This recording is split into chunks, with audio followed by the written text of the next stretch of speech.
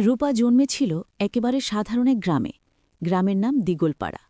কাঁচা রাস্তা, চারদিকে সবুজ ধানক্ষেত আর ভোরে ভেসে আসা পাখির ডাক। বাবা ছিল কৃষক, মা ছিলেন ঘরের অতি সাধারণ নারী। ছোট্ট রূপাকে নিয়ে তাদের সংসার ভরা সুখে শান্তিতে কেটেছিল। কিন্তু সুখের দিন বেশি দিন টিকল না। 1 বছরের ব্যবধানে বাবা মা দুজনেই চলে গেলেন মরণ ব্যাধিতে। শ্মশানঘাটে আগুন জ্বলছিল। ছোট্ট রূপা লালচে চোখে শুধু তাকিয়েছিল। তখন তার বয়স মাত্র 6। চারদিকে আত্মীয় স্বজন থাকলেও সবাই মুখ ফিরিয়ে নিল, কারণ অনাথ মেয়ে মানেই বোঝা। একমাত্র যে মানুষ এগিয়ে এলো সে হল তার মামা রবিন। রবিন তখনও অবিবাহিত, বয়স 30-এর কাছাকাছি। নিজের ছোট্ট ঘরে অল্প জমি নিয়ে কষ্টে জীবন কাটাচ্ছিল। তবুও সে রূপাকে বুকে টেনে নিল।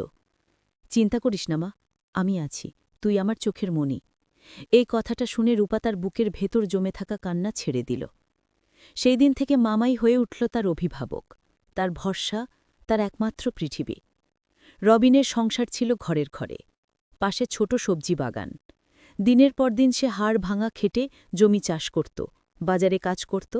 নিজের খাওয়ায় যতই অভাব থাকুক, রূপাকে কখনো খালি পেটে শুতে দেয়নি। গ্রামবাসী বলত, রবিন বিয়ে করল না শুধু ভাইজির জন্য। এমন মানুষ আজকাল কোথায়? রূপা মামাকে দেখে ভাবত, আমার যদি বাবা মা থাকত, তারাও হয়তো এমন করত। মামা শুধু অভিভাবক নয়, সে আমার জীবন। সময় কেটে গেল। রূপা ছোট থেকে ধীরে ধীরে এক অপরূপা রূপসী কিশোরীতে পরিণত হল। চোখ বড়, কপাল উজ্জ্বল, চুল কালো, লম্বা। গ্রামের নদীর ঘাটে যখন সে কলসি নিয়ে যেত, সবাই তাকিয়ে থাকত।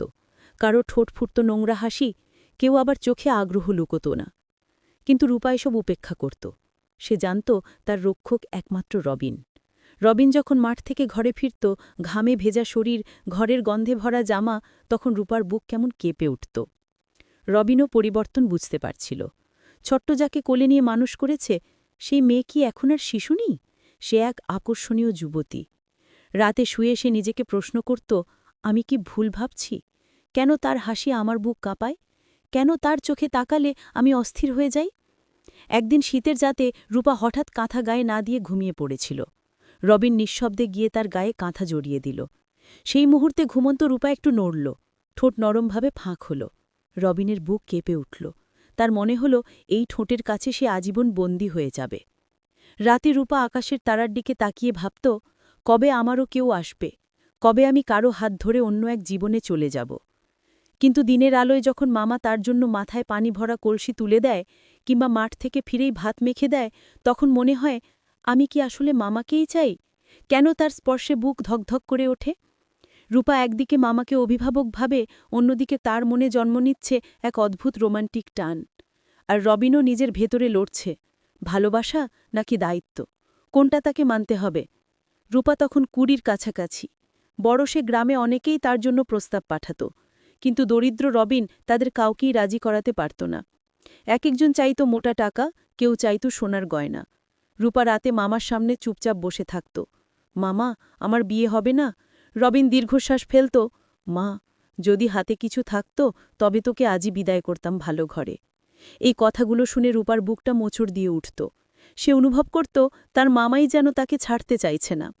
রূপার রূপ এখন পূর্ণ যৌবনে দীপ্ত। মাঠে গেলে বাতাসে তার ওড়না উঠত, আর গ্রামের ছেলেরা তাকিয়ে থাকত হাঁ করে। রবিন এসব দেখত আর বুকের ভেতর অদ্ভুত অস্থিরতা অনুভব করত। সে বুঝত সমাজের চোখে রূপা তার ভাইঝি, কিন্তু হৃদয়ের ভেতর তাকে যেন আর ভাইঝি মনে হয় না। রাতে যখন দুজনে এক কুঁড়ে ঘরে আলাদা কক্ষে ঘুমত, তখন নীরবতা ভেদ করে রবিনের কানে রূপার নিঃশ্বাস বাজত। অদ্ভুত আকর্ষণ তাকে আচ্ছন্ন করত। একদিন সন্ধ্যায় ঝড় বৃষ্টি শুরু হল। কুঁড়ে ঘরে চাল ফুঁড়ে পানি পড়তে লাগল। রূপা ভিজে গায়ে কাপড় লেগে কাঁপছিল। রবিন দৌড়ে গিয়ে তার গায়ে মোটা চাদর জড়িয়ে দিল। রূপা তখন রবিনের বুকে মুখ লুকিয়ে ফেলল। মুহূর্তের জন্য তাদের চোখে চোখ পড়ল। রূপার চোখে ভয়, লজ্জা, আবার অদ্ভুত টান। রবিনের চোখে ছিল আগুন। সেই রাতে রূপা আর ঘুমোতে পারল না। সে বুঝল তার মামার চোখে আর শুধু স্নেহ নেই, সেখানে অন্য কিছু আছে। মাসখানেক পরের ঘটনা। এক রাতে গ্রাম ঘুমিয়ে গেছে।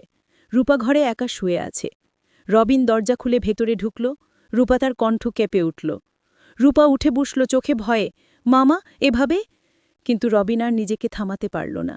দারিদ্র্য, সমাজ, একাকিত্ব সব মিলে তার বুকের ভেতর জমা আকাঙ্ক্ষা সেই রাতে উথিলে পড়ল। সে রূপার সর্বস্ব কেড়ে নিল। রূপা কাঁদতে লাগল, বুক চাপড়ে বলল, তুমি আমার ভরসা ছিলে, তুমি আমার অভিভাবক, আজ তুমি আমাকে ভেঙে দিলে কেন?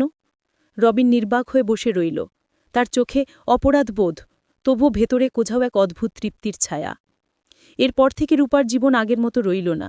বাহ্যিকভাবে সে মামার সঙ্গে সংসার চালাত, কিন্তু ভিতরে ভেতরে ভেঙে পড়ছিল। রাতে নিঃশব্দ কান্না ভিজিয়ে দিত তার বালিশ। একদিকে মামার প্রতি কৃতজ্ঞতা, কারণ সেই তাকে মানুষ করেছে, অন্যদিকে প্রচণ্ড ঘৃণা, কারণ সেই মামাই কেড়ে নিয়েছে তার নিষ্পাপ যৌবন। সে ভাবত, আমার যদি সত্যিকারের স্বামী আসত, আমি যদি ভালোবাসায় ভরা এক জীবনে যেতে পারতাম। গ্রামের রূপার কাহিনী একসময় লুকিয়ে রাখা গেল না। রবিন নিজের অপরাধবোধে ভুগতে ভুগতে অবশেষে এক স্বনামধন্য পরিবারের কাছে রূপার বিয়ের প্রস্তাব দিল। সেই পরিবার ছিল শহরে। ধনাঢ্য ব্যবসায়ী রমেশ চৌধুরীর ঘর। ছেলেটির নাম অনিরুদ্ধ। রূপে গুণে ভদ্র, শিক্ষিত, শহরে ভদ্রলোক। বিয়ে হলো ধুমধাম। গ্রামের অনেকেই হিংসায় কাঁপল, অনাথ মেয়ে এমন ঘরে যাচ্ছে। কিন্তু রূপার বুকের ভেতর তখনও কাঁদছিল। সে জানত তার শরীর ও মন আগেই কলুষিত হয়েছে। প্রথম রাতেই অনিরুদ্ধ রূপার হাত ধরে বলল, তুমি আমার জীবনের শ্রেষ্ঠ উপহার, তোমার চোখে আমি আমার ভবিষ্যৎ দেখি।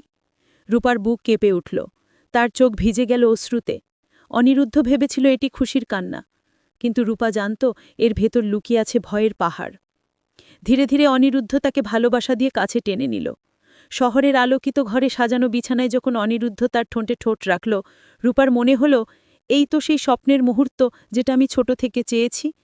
তার শরীর জুড়ে আগুনের শিহরণ বয়ে গেল। প্রথমবারের মতো সে ভালোবাসাকে রোমান্টিক উত্তাপে অনুভব করল। কিন্তু যখনই অনিরুদ্ধ ঘুমিরে পড়ত, রূপা নীরবে চোখ মুছত।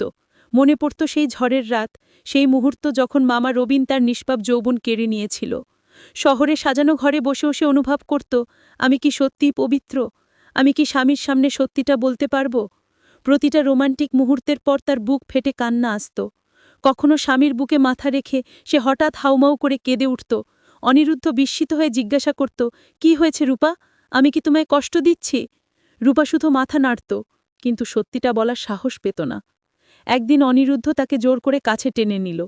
তার চোখের দিকে চেয়ে বলল, রূপা, আমি তোমার চোখে এমন এক কান্না দেখি যা আমার কারণে নয়। তুমি কি আমাকে কিছু বলতে চাও? রূপা ভেঙে পড়ল, কাঁপতে কাঁপতে সব ঘটনা খুলে বলল।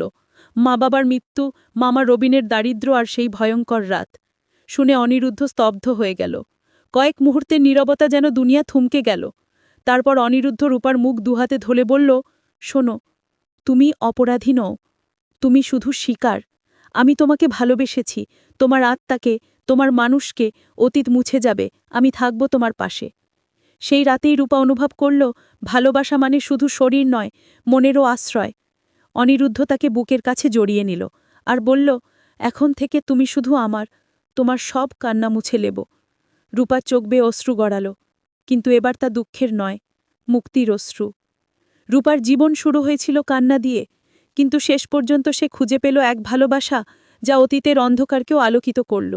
যদিও অতীত তাকে সারা জীবন তাড়া করবে, তবু স্বামীর বুকে সে পেল নতুন আশ্রয়, নতুন স্বপ্ন, নতুন আলো। বন্ধুরা, আজকের ভিডিওটি এই পর্যন্তই। গল্পটি কেমন লাগলো কমেন্টে জানাতে ভুলবেন না। আর যারা এখনও চ্যানেলটি সাবস্ক্রাইব করেননি তারা প্লিজ সাবস্ক্রাইব করে বেল আইকনটি অন করে রাখুন, যাতে পরের গল্পগুলো মিস না করেন।